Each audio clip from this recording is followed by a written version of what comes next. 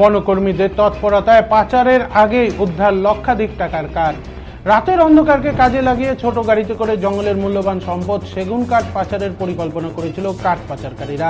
তবে তাদের সেই আশায় জল ঢেলে দিলেন বনকর্মীরা। গোপন সূত্রে খবরের ভিত্তিতে অভিযান চালিয়ে একটি ছোট গাড়ি সমেত লক্ষাধিক টাকার মূল্যবান চোরাই সেগুন কাঠ বাজেয়াপ্ত করল বন দপ্তরের চালসা রেঞ্জ ও ডায়না রেঞ্জের বনকর্মীরা। মূলত গভীর রাত থেকে ভোর পর্যন্ত সময়টিকে চোরা চালানের জন্য আদর্শ বলে মনে করে পাচারকারীরা। আর সেই মতো বৃহস্পতিবার রাতে চালসা রেঞ্জের বনকর্মীদের কাছে খবর আসে একটি ছোট গাড়িতে করে সেগুন কাঠ পাচার করার পরিকল্পনা হয়েছে। আর সেই মতো নাগরাকাটার খুনিয়া এলাকায় বনকর্মীদের একটি দল ওত পেতে বসেছিল। প্লাস্টিকের আড়ালে একটি ছোট গাড়িতে দ্রুত গতিতে নাগরাকাটা থেকে জাতীয় সড়ক ধরে চালসার দিকে যাচ্ছিল। সন্দেহজনক ওই গাড়িটির পিছনে ধাওয়া করে বনকর্মীরা। এরপর কাঠ পাচারকারীরা গাড়িটি মহাবাড়ি এলাকায় হঠাৎ করে দাঁড় করিয়ে দেয়। গাড়িতে থাকা চালক সহ দুজন পালিয়ে যায়।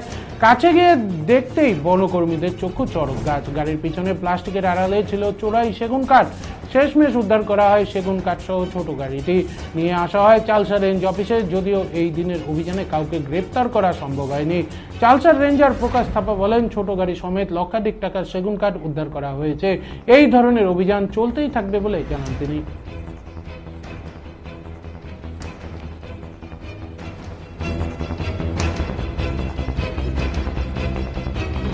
ইলেকশন চলতেছে, সবাই ইলেকশনের ব্যস্ততার মধ্যে কিছু কিছু কাঠ চোরেরা এরা কী করতেছে, সেই গোপনীয় অন্ধকার সুযোগ পায় এই টাইমে ফুট করে কাঠ পাচার করতে চেষ্টা করছিল। আমরা শুনছিলাম 2-3 দিন থেকে।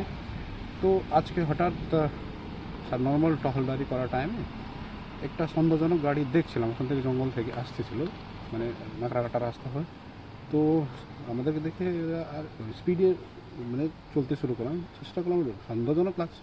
তো ফলো করতে বলছে ইশারা দিলাম দাঁড়াইতে, কিন্তু দাঁড়াইলো না। পরে লাস্টে আমরা ওভারটেক করে মহাবাড়ির কাছে ওকে আটক করতে পারলাম।